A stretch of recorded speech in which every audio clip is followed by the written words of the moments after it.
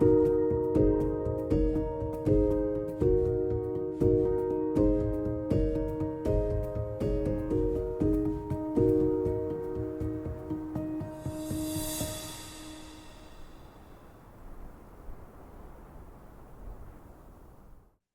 my name is Brandon LaForest.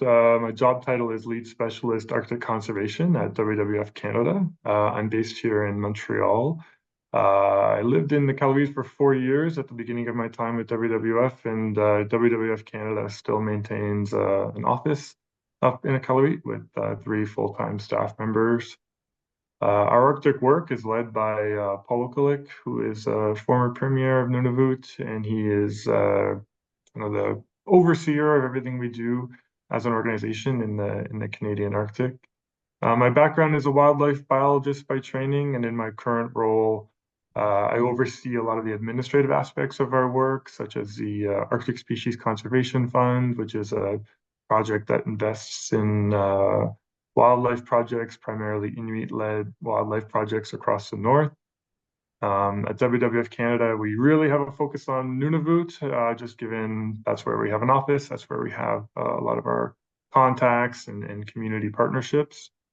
Other elements of my work are more around leading our work when it comes to interventions in land use planning or impact assessment for projects in the north, and working with communities to ensure that their voices are represented in those processes as well.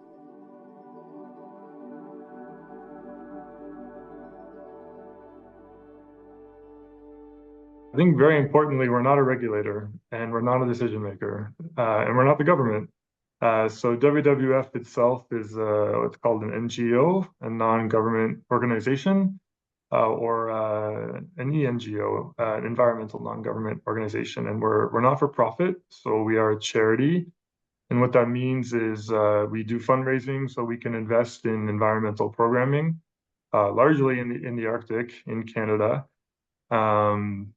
And our role is really to provide on our own the perspective of civil society, so of the supporters and of people who we work with as an organization. But it also gives us extreme flexibility, given that we're not a regulator, given that we're not a government. So I find one of the most important roles we play in the North actually is connecting community members to regulatory processes that they may not be fully aware of or fully aware of how to participate. From a polar bear perspective, that could be anything from land use planning to impact assessment to wildlife management planning. Oftentimes, there's many processes going on across the North that ask for community input or asks for communities to be attending different forums. And what we can offer is funding for communities to either attend in greater numbers than typical government funding would allow, or give money for people to be compensated for the time they need to take to prepare to attend these hearings, or in some cases for them to hire technical capacity to support them when going into a highly technical process. Importantly, while we offer funding for communities to participate in these processes, WWF always maintained its own independent position and independent interventions in these processes. So there's no confusion on who we are, what our opinions are versus community groups that we support. And also importantly, funding from WWF for intervention in these processes basically comes with no strings attached in terms of how you want to intervene as a community or a community group. That's not governed by us. We just want to ensure that people are actively participating. And I would say from a polar bear perspective, there's such a wide variety of opinions across the world when it comes to polar bears, and there's no denying WWF is one of, if not the biggest environmental organization on the planet. We have offices, I think, in many, many countries right across the world, and we have operations all across the world, and everything from lions and tigers to elephants to whale sharks in Australia. So We have a big role to play in terms of the audience we can reach at WWF and in terms of the voices that we can amplify when it comes to polar bear conservation.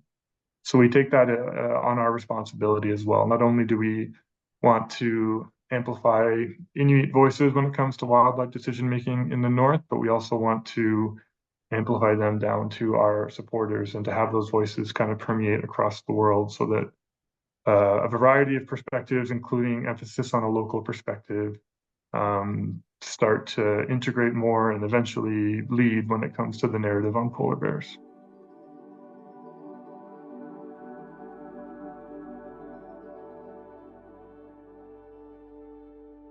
So our current management framework for polar bears across the circumpolar Arctic is to divide them into 19 subpopulations, and 13 of those are found either entirely or partially under Canadian jurisdiction.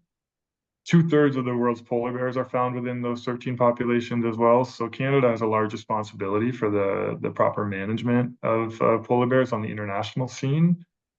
Um, I think what's challenging sometimes is one dominant narrative is put forward for polar bears in terms of climate change leading to declining sea ice, which leads to bears that can't survive and ultimately leads to extinction.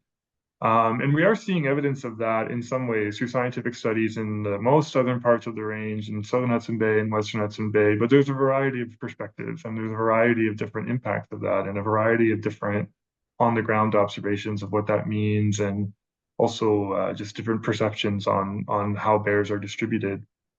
But it's really different if you look in other parts of the world, so or other parts of Canada rather. So like one subpopulation is called Cane Basin, and it's up in the high Arctic and northeast Canada.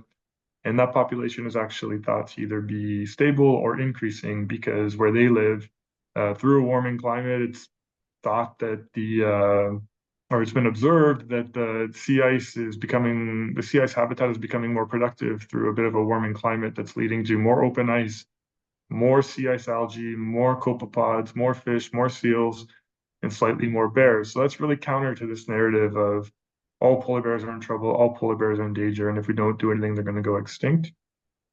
There's also a population in the McClintock Channel that was under harvest pressure for a while, and then through really concerted efforts by Inuit and management authorities, the population seems to be rebounding and increasing as well. So it's not a typical one story meets all for polar bears. And even in the stories where we think we have a dominant narrative, I think we need to open our minds that there are multiple narratives and multiple ways of understanding what's going on.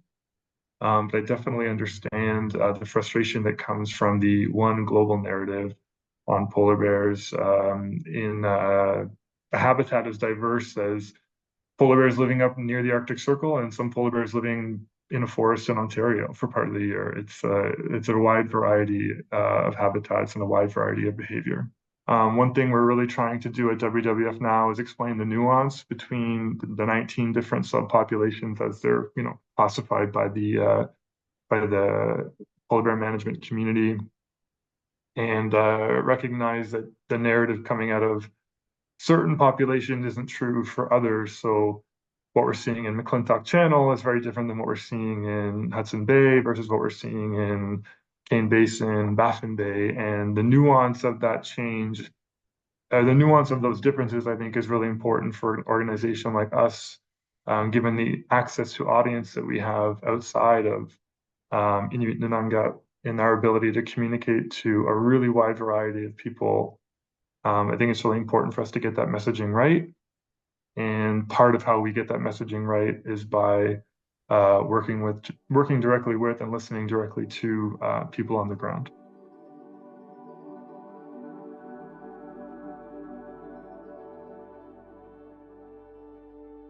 Been easier than we thought to bring supporters along on narratives that are more consistent with local observations and thusly more accurate and more wholesome when it comes to understanding polar bears.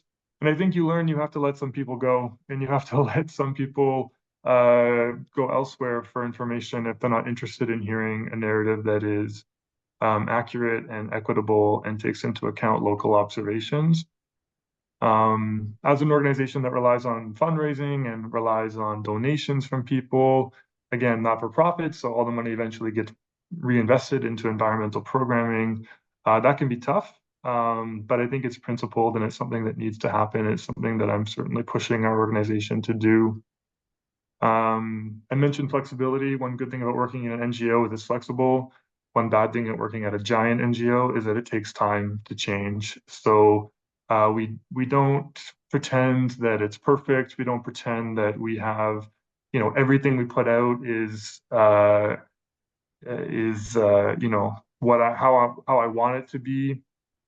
It's tough sometimes when you have colleagues who work in Italy, colleagues that work in Pakistan, colleagues that work in New Zealand. The whole world is interested in polar bears, so there's messaging happening that, of course, us at WWF Canada have no access to and no approval over, but we still do everything we can to slowly shift that narrative in a way that I mentioned is more equitable and more consistent with our conciliation here in Canada. Given the fact that we have 2/3 of the world's polar bears here in Canada, we always want to improve on our messaging and we always want to do better when it comes to communicating. And I should add that from a conservation perspective, I mean, if our goal is to try and support the conservation and in turn the proper management of polar bears, we should be working with the best facts and we should be working with the best information and we should be working with the people on the ground who have the best opportunity for observation. I think sometimes what's difficult is we all know that probably the main threat to polar bears or the main threat is climate change that we see in the north, or a lot of the changes we see in the north are due to climate change, and scientists have linked problems or problems in the future largely with polar bears with a changing climate, and those actions aren't coming from northerners, those actions aren't coming from harvesters in the north, those actions are coming from the global south and the global community. So at the same time, we want to encourage change by people in the South to work towards a healthier climate, but that can't come at the expense of respect or the expense of truth when it comes to how we intervene in polar bear management. So yeah, it's something that I think lessons learned would be it's possible. It just takes a lot of time to shift narratives and to shift viewpoints of people that are pretty widely held.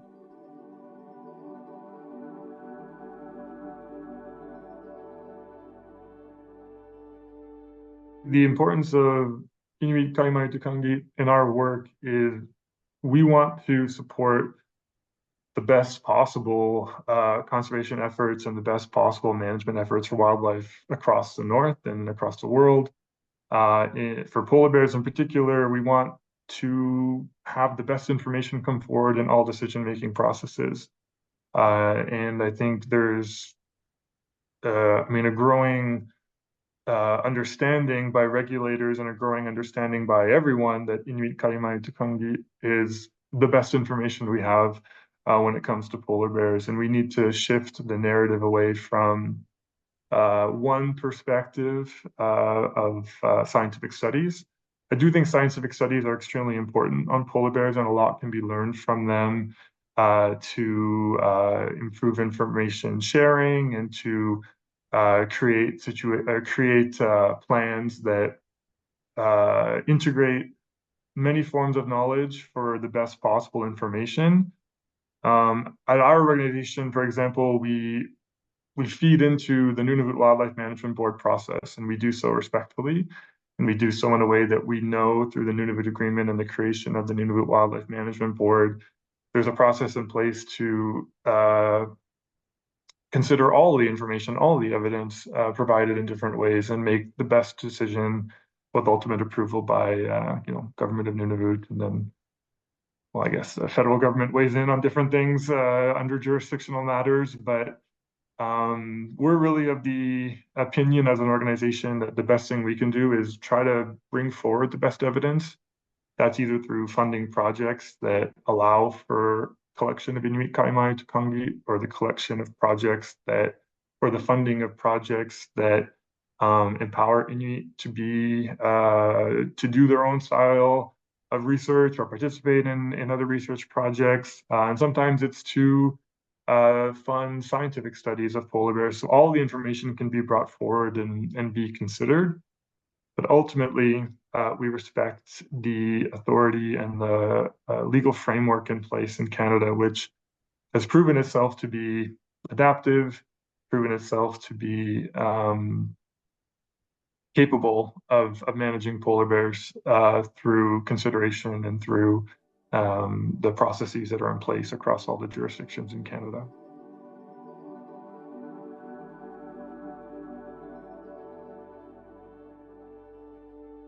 I really hope we're getting to a place where we're just creating open dialogue and holistic understanding of wildlife through all forms of knowledge, and there's various forms of both that are coming together. I do think that in the need and the march towards reconciliation, we are putting a primacy on Inuit knowledge. One thing I say often is, if say we were to lose polar bears in a certain region one day, someone in southern Canada would be sad for a while and existentially think that that's a bad thing. But people on the ground would lose cultural connection, would lose a resource, would lose an economic opportunity. So what's at stake for different people in the management of polar bears is wildly different in terms of what the impacts would be.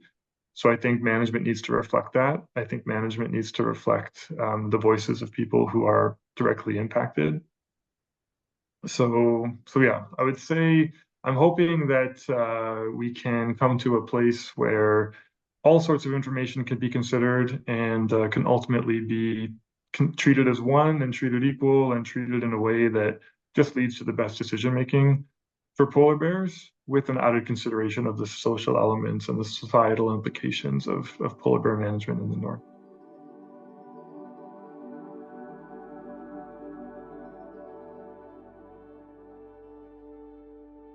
The role of IQ in wildlife management is one that can continue to be emphasized, and we can all continue to challenge ourselves, or us, I should say us as non-Inuit, or myself, I'm a non-Indigenous person, can continue to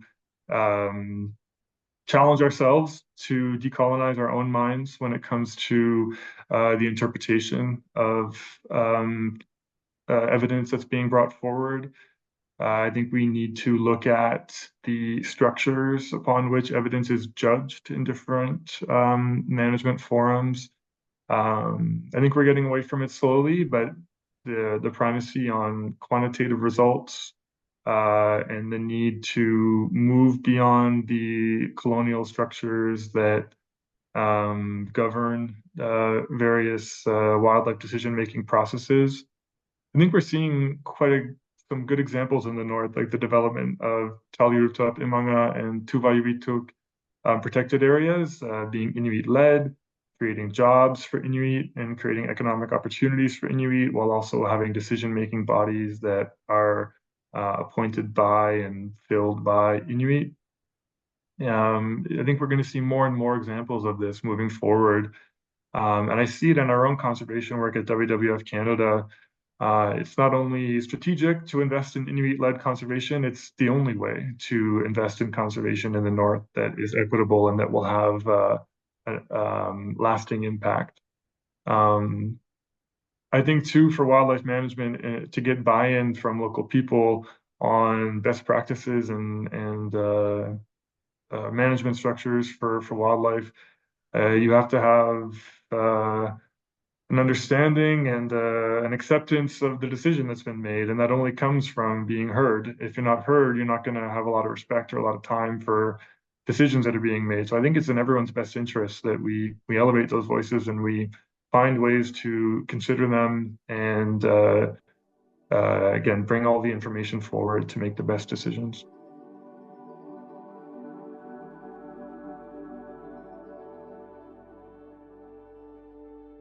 I would say go to them. I would say listen to them. I would say put yourself in situations. I think from my relative short time living in Nunavut and my time working on Nunavut conservation issues, uh, I've even started to see a bit of a shift away from, meetings held in Ottawa versus meetings held in Iqaluit. And then even living in Iqaluit, it was clear that wasn't enough. Like the meeting should be held in Arctic Bay. The meeting should be held in Tulajuaq. Getting changing where the decolonizing everything in terms of how people are supposed to participate, and also putting the effort into putting yourself in situations that make you uncomfortable so that you can learn and that you can be present and you can understand the implications of what people are saying and what it means. So I think my advice to someone, a decision maker, considering these things from, let's say, Ottawa, should be go north. And don't just go north for a meeting. Don't just go north for just sit in a conference room and sit around a table and hear evidence by people. Try to create your own experiences by putting yourself in situations and by hopefully getting an invitation to put yourself in those situations. But one thing I can say through my, again, time working on these issues is if you make yourself available and you show a willingness to learn and you show just a willingness to be a good person, the hospitality of the North is incredible, and you get invited in to have incredible experiences that will shift your perspectives.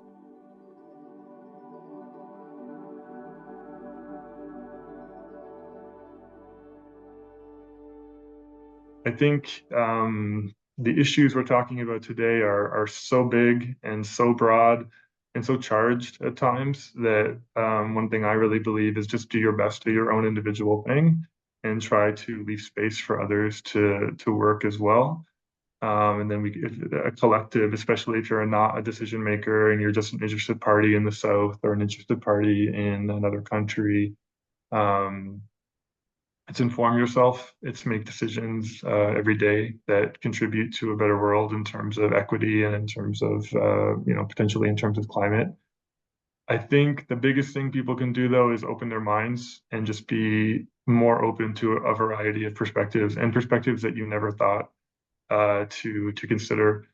I can say growing up as a kid in Ottawa, the idea of harvesting polar bears, for example, was really foreign to me, and I would have had no concept of that, and I would have just been brought up in a society in southern Canada to reject that and to be uneasy with that. But that wasn't innate. That was learned. That was learned by the society around me that I grew up in, and it's only through place-based experiences and also doing the work and trying to learn and being open that perspectives change and you can bring yourself to a place that is more equitable